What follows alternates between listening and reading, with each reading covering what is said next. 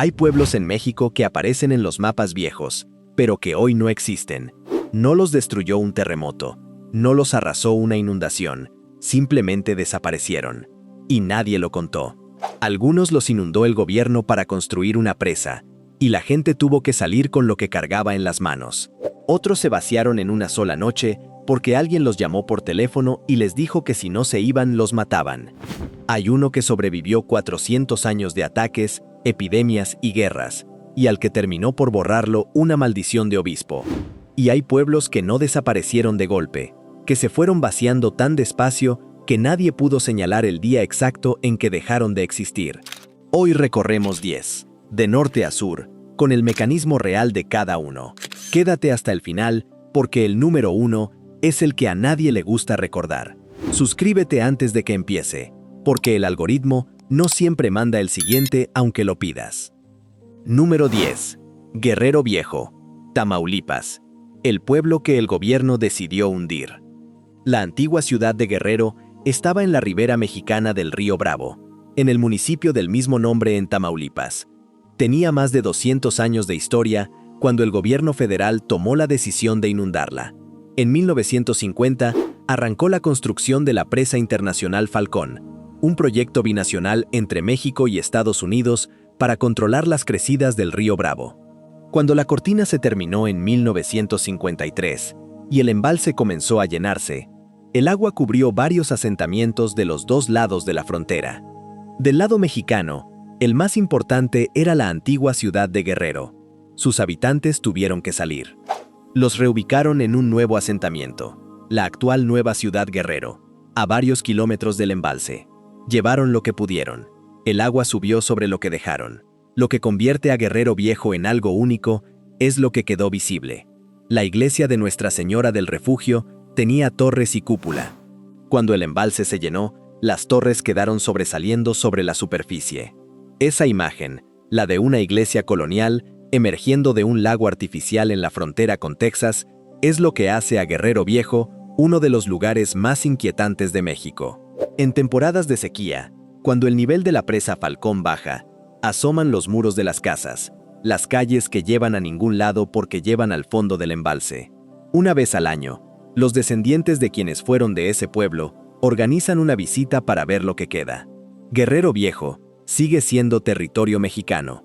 Está a 6 metros bajo el agua. Número 9. Real de 14, San Luis Potosí, el pueblo que La Plata construyó y abandonó. Real de 14 no está del todo muerto. Hoy tiene turistas, hoteles y una fama que creció en los últimos años. Pero entre 1900 y 1990, durante 90 años, fue uno de los pueblos fantasma más completos de México. Y la historia de cómo pasó de ciudad de 40,000 habitantes a pueblo de 200 personas en 4 décadas es la historia más común de desaparición en el norte del país. En su apogeo, a finales del siglo XIX, Real de 14 era la segunda ciudad minera más productiva de México después de Guanajuato. Extraía plata del Cerro de la Purísima con una eficiencia que asombró a los ingenieros europeos que llegaron a evaluarla. Tenía teatro, palenque, casas de ópera, cuarteles, una ceca donde se acuñaba moneda. Era una ciudad real, con 40,000 personas en medio del desierto potosino. En 1905, el precio internacional de la plata colapsó. Las minas dejaron de ser rentables en menos de 5 años. Para 1910, cuando arrancó la revolución, Real de 14 ya llevaba una década vaciándose. Los mineros se fueron primero, las familias después, los comerciantes cuando ya no había a quién venderle. En 1950, el censo registró menos de 300 personas en un pueblo construido para 40,000. El teatro estaba en ruinas, las casonas con los techos derrumbados, el túnel de Ogarrio, que era la única entrada al pueblo, sin nadie que lo transitara. Real de 14 es la imagen más clara de lo que puede hacer la economía extractiva, construir una ciudad en medio de la nada y borrarla en el mismo movimiento. Número 8. Palomas, Chihuahua, el pueblo que se vació mirando hacia el norte. Palomas es un pueblo de Chihuahua, en la frontera con Nuevo México, exactamente frente a la localidad estadounidense de Columbus. Durante décadas, fue un paso fronterizo tranquilo, de escala para los que cruzaban de un lado al otro. Tenía sus tiendas, sus farmacias que vendían medicamentos más baratos que del otro lado, sus familias que llevaban generaciones ahí. El vaciamiento de Palomas no ocurrió de golpe. Fue entre 2008 y 2013, cuando el Cártel de Juárez y el Cártel de Sinaloa se disputaron el Corredor del Paso con una violencia que borró la vida cotidiana de toda la franja fronteriza chihuahuense. Los negocios cerraron. Las familias con posibilidades cruzaron hacia Columbus y se quedaron ahí. Las que no pudieron cruzar se fueron a Janos, a Casas Grandes, a cualquier lugar que no fuera ese punto de la frontera. En 2010, el periodista Charles Bowden documentó en su libro Murder City lo que quedaba de los pueblos de esa franja. Palomas aparecía como un lugar donde las calles centrales tenían más negocios cerrados que abiertos, y donde los vecinos que quedaban sabían exactamente a qué hora no debían estar en la calle. El cruce fronterizo siguió funcionando porque los cruces fronterizos no cierran, pero el pueblo que lo sostenía se fue deshaciendo de a poco, familia por familia, negocio por negocio, sin que ningún decreto lo declarara desaparecido. Número 7. Mineral del Chico Viejo, Hidalgo, el pueblo que la mina se tragó. En el siglo XIX, en las montañas del actual Parque Nacional El Chico en Hidalgo, existía un asentamiento minero que los registros del Archivo Histórico y Museo de Minería de Pachuca tienen catalogado como Mineral del Chico Viejo. Era una comunidad de trabajadores de las minas de plata de esa sierra, con sus casas de adobe, su capilla, sus instalaciones de beneficio de mineral. Lo que hizo desaparecer a Mineral del Chico Viejo no fue el agotamiento de la mina, sino algo más literal. Las excavaciones de las galerías subterráneas llegaron a un punto en que el suelo bajo el asentamiento quedó tan socavado que la superficie empezó a hundirse.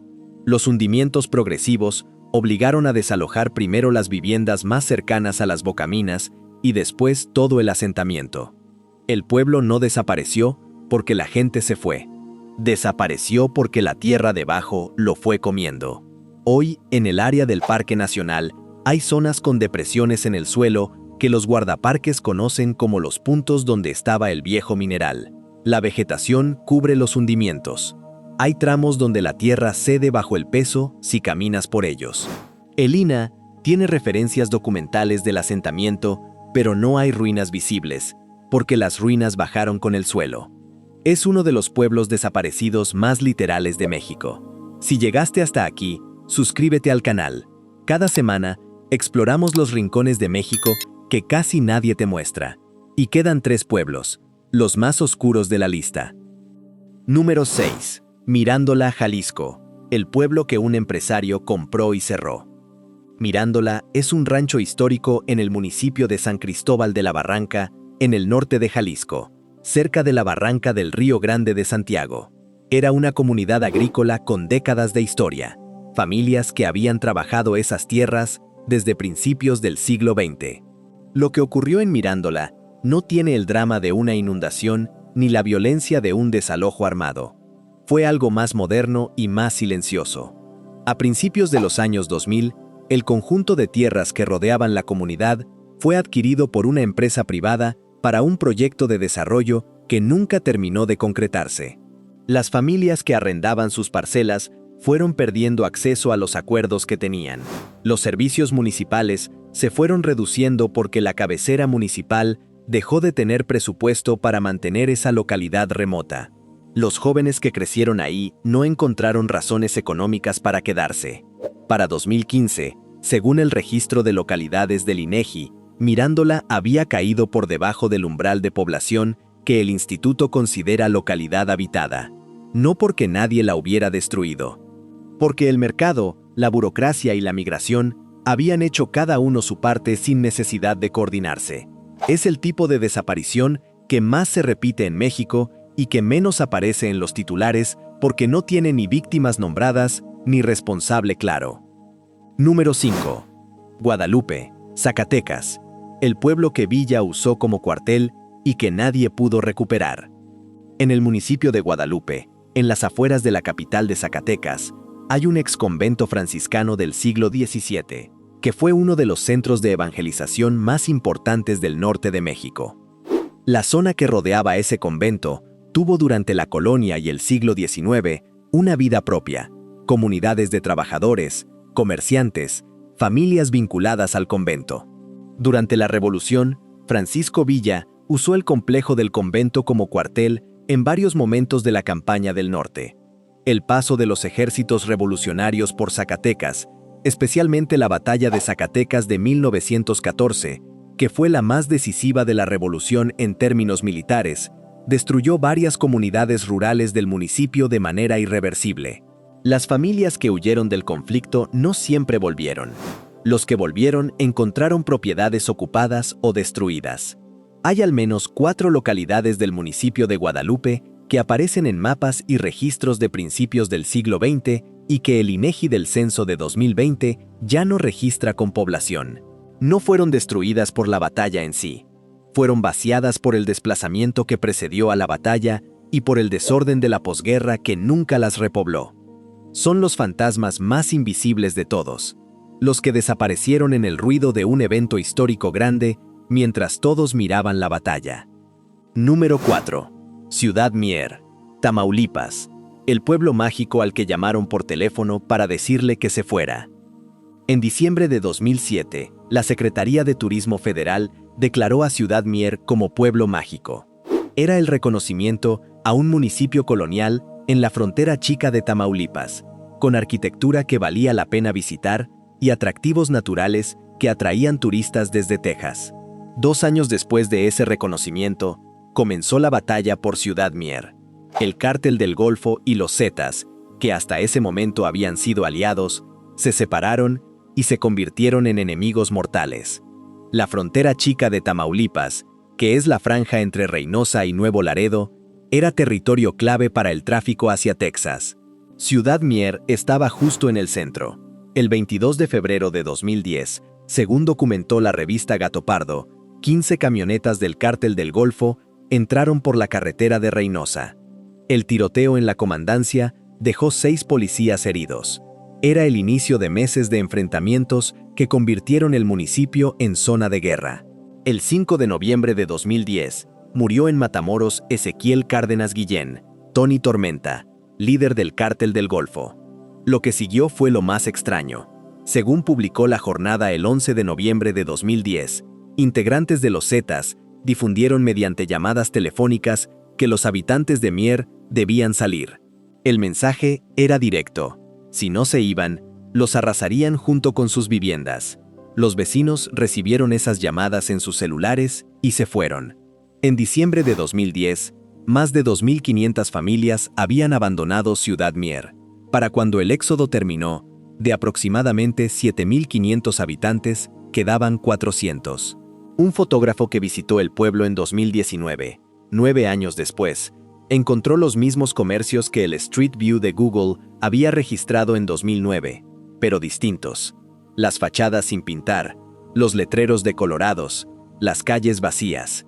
El letrero de Pueblo Mágico seguía ahí. Número 3. El Naranjal, Veracruz. El pueblo que el huracán Karl borró en 2010 y que el gobierno decidió no reconstruir. El Naranjal era una localidad en el municipio de Úrsulo Galván, en la costa central de Veracruz, a pocos kilómetros del Golfo de México. Tenía varias décadas de historia, familias dedicadas a la pesca y la agricultura, una comunidad establecida con sus propias dinámicas. El 16 de septiembre de 2010, el huracán Karl tocó tierra en la costa veracruzana como categoría 3. Las lluvias provocaron el desbordamiento simultáneo de varios ríos de la región. El Naranjal quedó bajo el agua, no parcialmente, completamente. La inundación destruyó las viviendas hasta los cimientos en las zonas más bajas y dañó estructuralmente las que estaban en cotas más altas, lo que convierte al Naranjal en un caso diferente a otras localidades destruidas por fenómenos naturales. Es lo que vino después. El gobierno estatal determinó, con base en los estudios de riesgo post-huracán, que la localidad estaba en zona de inundación recurrente y que reconstruir ahí representaba un riesgo permanente para sus habitantes. Se les ofreció reubicación. La mayoría aceptó porque no tenían otra opción. Algunos se negaron y volvieron a construir en el mismo terreno. El conflicto entre los que se fueron y los que insistieron en quedarse duró años, y está documentado en los registros de la Comisión Nacional del Agua y de la Secretaría de Desarrollo Social de ese periodo. El Naranjal como comunidad organizada dejó de existir. Lo que quedó fueron familias dispersas en un terreno que el gobierno ya no reconoce como localidad habitable. Número 2. Tambor, Sinaloa, el pueblo que desapareció para que nadie pudiera declarar como testigo. Tambor era un ejido en el municipio de Culiacán, en la zona rural del Valle Sinaloense, con familias agricultoras que llevaban décadas trabajando esas tierras. No era un pueblo grande, era una comunidad como cientos de comunidades rurales del noroeste de México. Entre 2007 y 2012, durante el periodo más violento de la guerra entre el cártel de Sinaloa y el cártel de Beltrán Leiva, en la zona rural de Culiacán, ejidos enteros de ese corredor vivieron desplazamientos que el gobierno federal de ese momento no registró como desplazamientos forzados, porque hacerlo habría implicado reconocer la extensión real del conflicto en zonas rurales. Tambor fue uno de esos ejidos. Las familias recibieron mensajes directos de que el territorio iba a ser controlado por uno de los grupos en conflicto, y que quienes no tuvieran vínculo con ese grupo debían irse. No hubo un evento dramático de una sola noche como en Ciudad Mier. Fue presión sostenida durante meses. Visitas. Preguntas sobre quiénes vivían ahí, de dónde eran, a quién le pertenecían los terrenos. Las familias fueron saliendo. Los que tenían parientes en Culiacán fueron a Culiacán. Los que no los tenían fueron más lejos. El ejido de Tambor aparece en registros agrarios anteriores a 2007, con población activa. En el censo de 2010 ya no registra habitantes permanentes. No hay ningún comunicado oficial que explique qué pasó. No hay cobertura periodística de ese momento porque los periodistas que cubrían la zona rural de Culiacán en ese periodo trabajaban bajo condiciones que hacían imposible reportear ese tipo de historias sin consecuencias. Número 1. El Congregado, Guerrero, el pueblo que los arqueólogos encontraron después de que los últimos habitantes se habían ido hacía 20 años. En la Sierra de Guerrero, en el municipio de Teloloapan, hay una localidad que los registros del INEGI de 1990 tienen con 84 habitantes. En el censo de 2000 aparece con 12, en el de 2010 con 0. Así de sencillo, así de silencioso. El Congregado había sido comunidad durante décadas.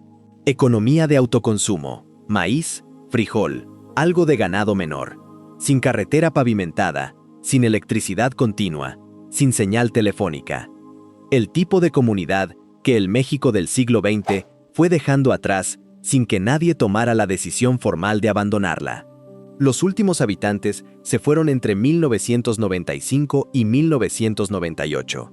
Según reconstruyeron años después, investigadores de la UAGRO, que documentaron el vaciamiento de localidades rurales de la Sierra Guerrerense. Los jóvenes se habían ido a Teloloapan primero, a Iguala después, algunos hasta el Estado de México. Los adultos mayores que quedaban al final fueron con sus hijos. Las casas quedaron cerradas, los corrales vacíos, el maíz del último ciclo sin cosechar. En 2017, un equipo de la Universidad Autónoma de Guerrero, que hacía levantamiento de sitios arqueológicos en la zona, encontró los restos del asentamiento. No lo buscaban, apareció en el recorrido. Fotografiaron las ruinas de las viviendas de adobe, los muros derrumbados, el cementerio con las tumbas de las familias que habían estado ahí. Publicaron el registro en un informe técnico de la universidad que nadie fuera del ámbito académico leyó. El Congregado no desapareció por el gobierno, ni por el narco, ni por un desastre natural. Desapareció porque el México que crecía hacia las ciudades no tenía nada que ofrecerle a la gente que vivía ahí. Y la gente que vivía ahí lo sabía. Se fueron sin esperar que nadie les dijera que podían irse. Es el tipo de desaparición más común en México, y el que menos se documenta, porque para que alguien cuente la historia de un pueblo que desapareció, hace falta que alguien haya estado ahí para verlo. Esos son los 10. Guerrero Viejo con sus torres de iglesia bajo el agua de la presa Falcón, Real de 14, que pasó de 40,000 habitantes a 200 en 4 décadas, porque el precio de la plata se cayó. Palomas, vaciada mirando hacia Estados Unidos durante los peores años de la guerra en la frontera chihuahuense. Mineral del Chico Viejo, que se hundió literalmente cuando las galerías de la mina vaciaron el suelo debajo. Mirándola, que desapareció sin que nadie la destruyera porque el mercado y la migración hicieron su parte cada uno por su lado. Los pueblos fantasmas de Guadalupe, Zacatecas, que se fueron en el ruido de la batalla más decisiva de la revolución. Ciudad Mier, que era pueblo mágico, y que los zetas vaciaron con una llamada telefónica. El Naranjal, que el huracán Karl borró en 2010, y que el gobierno decidió que no valía la pena reconstruir. Tambor, el ejido sinaloense que desapareció de los registros entre dos censos, sin que ningún periodista pudiera estar ahí para contarlo. Y el Congregado, que se fue solo, sin que nadie lo obligara, sin drama y sin cobertura, porque el México de las ciudades no tenía nada para los que vivían en esa sierra. El INEGI registra en México más de 4,000 localidades que en el censo de 2010 tenían población, y que en el de 2020 aparecen vacías. 4,000. La mayoría no tienen una historia de narco, ni de presa, ni de huracán. Tienen la historia más silenciosa de todas, la de la gente que se fue porque ya no había razón para quedarse. La semana que viene, seguimos con otro video. Suscríbete para que el algoritmo te lo mande. Y si conoces alguno de estos pueblos, o sabes de uno que debería estar en la lista, cuéntalo en los comentarios. Hasta la próxima.